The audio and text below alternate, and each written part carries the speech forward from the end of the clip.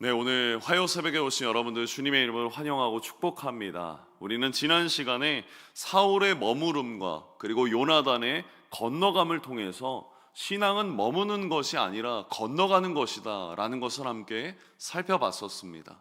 오늘 우리가 함께 살펴보는 이 본문은 유명한 요나단의 신앙 고백과 함께 하나님이 그 고백 위에 승리를 가져다 주시는 승리의 순간을 함께 살펴보려고 합니다.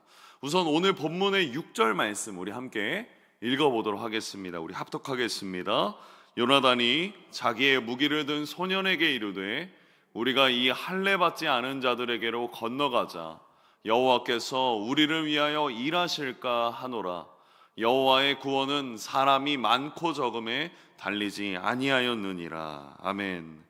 여러분, 지금 요나단은 적군을 볼 때 그들의 숫자가 얼마나 많은가, 혹은 그들의 무기가 얼마나 날카로운가, 그런 것을 보고 있지 않습니다.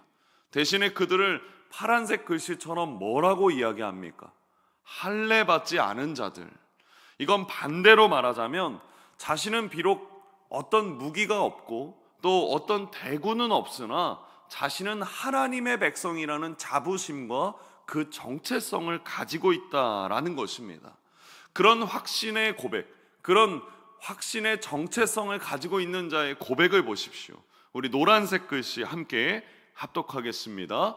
여호와께서 우리를 위하여 일하실까 하노라. 여호와께서 우리를 위하여 일하실까 하노라. 이는 하나님이 일하시기를 기대하는 자의 고백입니다. 여러분, 이 노란색 글씨처럼 일하실까 하노라 라는 단어는 다음 자막과 같이 히브리어로 아사라고 말합니다. 그런데 이 아사는 여러 가지 뜻이 있습니다. 달성하다, 이루다, 행하다, 만들다 라는 이 단어가 있는데, 이 아사라는 단어는 구약 성경에서 가장 많이 사용되는 단어 중에 하나입니다. 그런데 특이하게도 이 단어는 사람에게 의지하는 단어가 아닌 하나님께 의지할 때 사용하는 단어입니다. 그러니까 사람이 아무리 노력한다 할지라도 어떤 것을 달성하고 어떤 것을 이루고 어떤 것을 행할 수 있고 어떤 것을 만들 수 있을 때 분명하게 하나님이 행해 주셔야 된다라는 것을 강조할 때 사용됩니다. 아무리 애를 쓰더라도 하나님께서 응답하시고 책임져 주셔야 됩니다 라고 할 때 사용하는 단어가 이 아사라는 단어입니다. 지금 요나단은 아사의 은혜를 바라보면서 적군을 향해 선포하고 있는 것입니다. 다시 6절의 빨간색 부분을 보십시오. 우리 6절 말씀 빨간색 부분만 합독하겠습니다. 여호와의 구원은 사람이 많고 적음에 달리지 아니하였느니라. 그가 가진 그 기대의 절정의 고백을 하고 있습니다. 여러분, 우리가 찬양으로도 많이 부르고 성경 속 곳곳에 등장하는 고백이지 않습니까? 여호와의 구원은 사람이 많고 적음에 달리지 아니하였느니라. 여러분, 이 다음 사진의 왼쪽 사진처럼 보시면 기드온의 300용사도 그러했습니다. 하나님께서 그 대군을 덜어내고 선별하고 구별하고 그렇게 마침내 300명의 용사만 남았을 때, 그리고 그들에게 하나님은 승리를 안겨다 주셨고, 또 다윗이 골리앗 앞에 나설 때도 어떤 대군을 끌고 나아가는 것이 아니라 물맷돌 하나를 들면서 똑같은 요나단과 같은 고백, 할례 받지 않은 자에게 내가 만군의 여호와의 이름으로 나아간다라고 하며, 여호와의 구원은 사람이 많고 적음에 달리지 아니함을 우리는 익히 알고 있습니다. 오늘 본문의 요나단 또한도 그러했습니다. 숫자가 적을수록 하나님의 능력이 더 크게 드러날 것이다, 더 크게 역사할 것이다, 하나님이 우리를 위하여 행해 주실 것이다 라는 그 기대의 고백이 요나단에게 있었습니다. 여러분, 요나단이 가졌던 이 믿음은 어떤 신념이 아니었습니다. 누군가에게부터 들었고 누군가에게부터 전달받은 것이 아니라 본인이 가지고 있었던 믿음의 고백이었습니다. 그리고 요나단의 그 믿음은 그에게서만 머무는 것이 아니라 주위에 영향을 끼치기 시작합니다. 7절 말씀 우리 함께 보십시오. 요나단이 이 계획을 말했을 때 그의 무기를 든 소년이 이렇게 말합니다. 우리 함께 읽어보겠습니다. 무기를 든 자가 그에게 이르되 내가 당신과 마음을 같이하여 따르리이다. 이 노란색 부분만 보십시오. 당신의 마음에 있는 대로 다 행하여 앞서가소서. 내가 당신과 마음을 같이하며 따르리이다. 얼마나 가슴을 뭉클게 하는 고백입니까? 다시 이 부분을 보시면 이 소년은 요나단이 가지고 있었던 칼을 본 것도 아니고 그의 용맹함을 본 것도 아니라 요나단이 가지고 있는 하나님을 향한 믿음을 보았습니다. 사실 이 소년은 이름도 등장하지 않는 무명의 소년에 불과합니다. 그러나 그 요나단이 묵묵히 절벽으로 올라가야 됐고 대군들 앞에 서야 됐을 때도 이 소년은 끝까지 함께 하였습니다. 여러분, 저는 우리 영예교회 공동체가 이런 공동체가 되기를 원합니다. 누군가 믿음으로 결단하고 험한 바위를 오르고 어떤 믿음의 도전들을 행할 때 그냥 현실을 봐라, 위험하지 않겠냐, 그런 말이 아니라 이 소년처럼 그래, 우리 한번 해보자, 내가 끝까지 너와 함께 하겠다 라는 그 고백처럼 마음을 합한 동역자가 되기를 소망합니다. 특별히 우리가 이제 희년을 향한 행진을 앞두고 있지 않습니까? 희년을 향한 나팔을 준비하고 있지 않습니까? 그럴 때 우리는 현실을 바라보는 것이 아니라 그와 함께, 우리 교회가 함께, 우리 공동체가 함께 이 고백처럼 내가 여러분과, 내가 우리 교회와 마음을 같이하여 함께 하겠다, 그 고백이 저와 여러분에게 있기를 소망합니다. 특별히 오랜 시간 우리 신앙의 자리를 지켜오신 분들이 이렇게 말씀해 주신다면 믿음의 후배들이 어떤 마음을 품겠습니까? 다시 7절 말씀을 보십시오. 우리 노란색 부분 다시 한번 합독하겠습니다. 당신의 마음에 있는 대로 다 행하여 앞서가소서. 내가 당신과 마음을 같이하여 따르리이다. 그 한마디가 요나단의 마음을 얼마나 뭉클하게 했겠습니까? 그리고 이어지는 다음 8절 말씀을 보십시오. 우리 함께 합독하겠습니다. 요나단이 이르되 보라, 우리가 그 사람들에게로 건너가서 그들에게 보이리니. 여러분, 이 8절의 노란색 부분처럼 보라라는 이 단어를 보시면 이 8절 말씀을 히브리어 원어로 찾아보면 이 보라라는 말씀 앞에 다음 자막처럼 소스 아시스라는 단어가 추가되어 있습니다. 여러분, 이 추가된 소스 아시스는 어떤 뜻이냐면 크게 기뻐하며 라는 뜻을 가지고 있습니다. 그러니까 요나단이 믿음의 동역자의 말을 듣고 어떤 반응을 하고 있는 것입니까? 크게 기뻐하며 말하고 있는 것입니다. 심지어 그의 앞에는 험한 바위가 있고 블레셋의 대군이 있다 할지라도 요나단은 지금 크게 기뻐하며 하나님이 일하실 것을 기대하며 나아가고 있는 것입니다. 여러분, 이것이 바로 하나님을 신뢰하는 자의 태도이고 공동체가 가져야 할 삶의 태도이고 기반입니다. 그러니 여러분, 그 말씀을 가지고 그 기쁨으로 무장한 요나단이 어떤 고백을 하는지 9절과 10절 말씀, 우리 조금 길지만 함께 합독하겠습니다. 그들이 만일 우리에게 이르기를 우리가 너희에게로 가기를 기다리라 하면 우리는 우리가 있는 곳에 가만히 서서 그들에게로 올라가지 말 것이요, 그들이 만일 말하기를 우리에게로 올라오라 하면 우리가 올라갈 것은 여호와께서 그들을 우리 손에 넘기셨음이니 이것이 우리에게 표징이 되리라 하고. 아멘. 요나단은 무모한 사람이 아니었습니다. 그는 자신의 열정이 하나님의 뜻과 일치하는지를 알기 원했습니다. 확인하기 원했습니다. 그래서 블레셋 사람들에게 자신을 드러냈을 때 그들이 기다려라, 내가 너희에게 가겠다라고 하면 우리는 멈추자라고 말합니다. 그런데 만일 그들이 우리를 보고 너희 보고 건너오라 라고 말하면 이것은 하나님이 일하시는 것이다 라는 사인을 확인하고자 했습니다. 그때 블레셋 사람들이 어떻게 말합니까? 12절 말씀을 보십시오. 우리 함께 합독하겠습니다. 그 부대 사람들이 요나단과 그의 무기를 든 자에게 이르되 우리에게로 올라오라. 너에게 보여줄 것이 있느니라 한지라. 여러분 보십시오.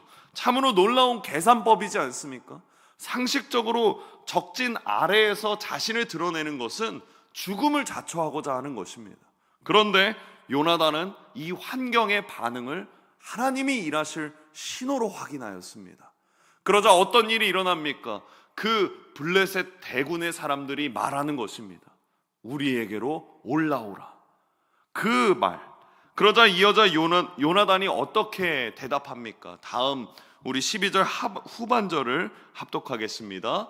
요나단이 자기의 무기를 든 자에게 이르되 나를 따라 올라오라. 여호와께서 그들을 이스라엘 손에 넘기셨느니라 하고, 여호와께서 그들을 이스라엘 손에 넘기셨느니라. 요나단은 그 조롱의 목소리 뒤에 있는 숨겨진 하나님의 사인을 확인했습니다. 여러분, 세상은 믿음으로 살려고 하는 우리를 비웃습니다. 야, 겨우 말씀 하나 읽는다고 삶이 뭐가 달라지겠느냐? 야, 뭐 기도 한 번 한다고 해서 너의 삶이 얼마나 크게 달라지겠느냐라고 말하고 조롱할 수 있습니다. 그러나 여러분, 세상의 비웃음은 곧 하나님의 신호임을 믿습니다. 요나단은 적들의 조롱을 듣자마자 어떻게 말합니까? 다시 노란색 부분을 보십시오. 나를 따라 올라오라. 여호와께서 그들을 이스라엘 손에 넘기셨느니라. 자신의 손에 넘기셨느니라 라고 말하지도 않고 이스라엘 손에 넘기셨다라고 고백합니다. 요나단은 블레셋의 칼날보다 하나님의 일하심을 더 크게 보았고 더 크게 들렸습니다. 상황이 완벽하기 때문에 올라간 것이 아니라 하나님의 약속을 믿고 올라가고 행한 것입니다. 이제 본문 13절을 보십시오. 우리 함께 합독하겠습니다. 요나단이 손발로 기어 올라갔고 요나단 앞에서 엎드러짐에 무기를 든 자가 따라가며 죽였으니. 여러분, 요나단은 왕자였습니다. 하지만 그는 미끄러운 절벽 앞에서 왕자의 채통을 다 버렸습니다. 미끄러운 바위를 움켜잡았고 무릎을 디뎠고 높은 바위를 하나씩 올라갔습니다. 그때 이 요나단의 기분이 어떠했겠습니까? 하나님이 이제 일하실 것을 기대하며 나아가지 않았겠습니까? 요나단이 그렇게 바위 정상에 올라서자마자 어떤 일이 일어나느냐? 14절 말씀을 보십시오. 14절 말씀입니다. 합독하겠습니다.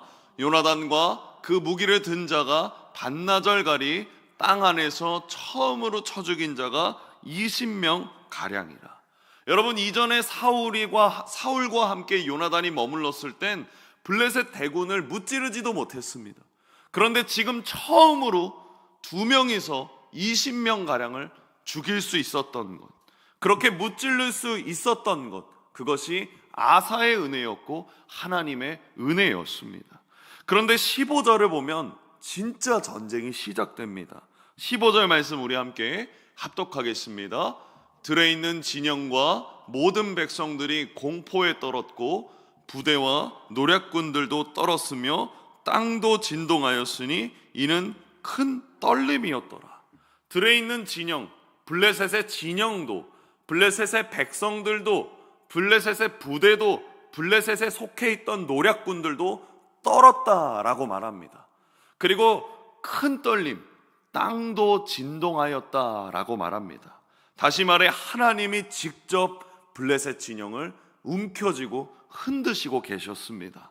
하나님께서 요나단이 바위를 오르고 있는 움직임을 보셨고 온 땅의 진동으로 그에게 응답하셨던 순간입니다. 여러분, 이 구절을 묵상하면서 저는 한 가지 마음을 확신하고 다짐하는 장면이 하나 있었습니다. 여러분, 이 떨림, 그 진동의 순간 속에서 가장 떨려 했던 사람은 누구였겠습니까? 블레셋의 대군이었겠습니까? 아니면 저 멀리 있었던 사울이었겠습니까? 그 모든 광경을 지켜보고 있던 이스라엘 백성들이겠습니까? 아닙니다. 그 가운데서 그 모든 것을 보고 경험하고 진행했던 요나단과 함께한 사람이었습니다. 여러분 보십시오. 그 진동을 가장 온몸으로 경험한 사람은 요나단 자신이었습니다.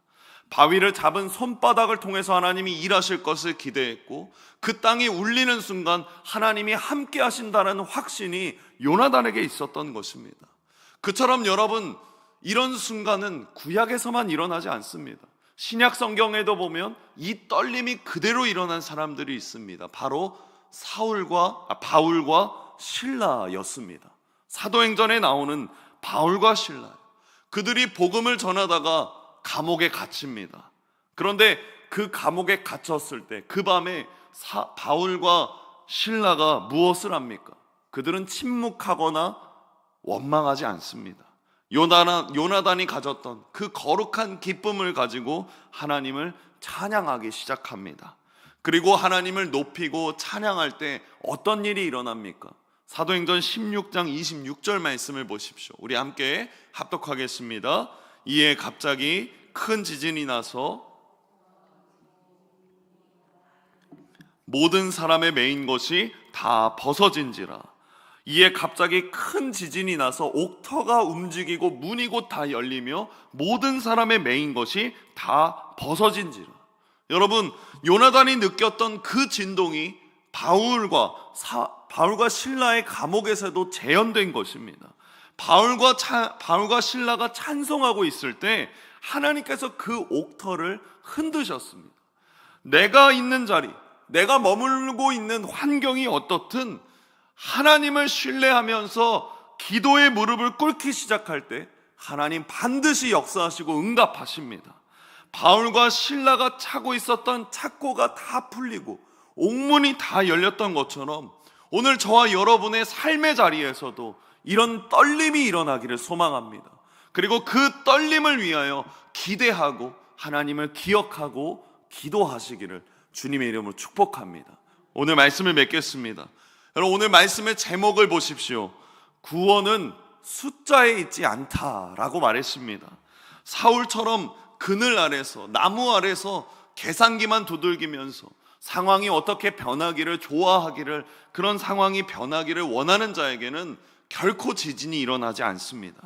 하지만 요나단처럼 바위를 기어 오르고 하나님이 일하실 것을 기대하며 기도의 자리, 찬양의 자리 멈추지 않는 자에게 하나님은 응답하시고 역사하십니다.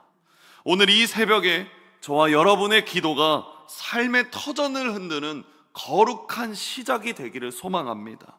기도로 주님을 붙잡고 찬양으로 하나님을 높일 때 하나님이 분명히 일하십니다. 특별히 여러분, 이번 주부터 진행되는 초등부와 그리고 청년부의 수련회를 위해서 기도해 주십시오. 우리 다음 세대들이 요나단처럼 기쁨을 가지고 또 하나님을 만나는 시간이 되기를 기도해 주십시오. 그들에게 하나님이 역사하시고 하나님이 인격적으로 만나는 귀한 시간이 되어서 우리가 그들을 위하여 그들에게 큰 떨림이 일어나기를 기도하며 나아가는 기도의 동역자가 되기를, 또한 함께하는 공동체가 되기를 주님의 이름으로 축복합니다. 기도하겠습니다.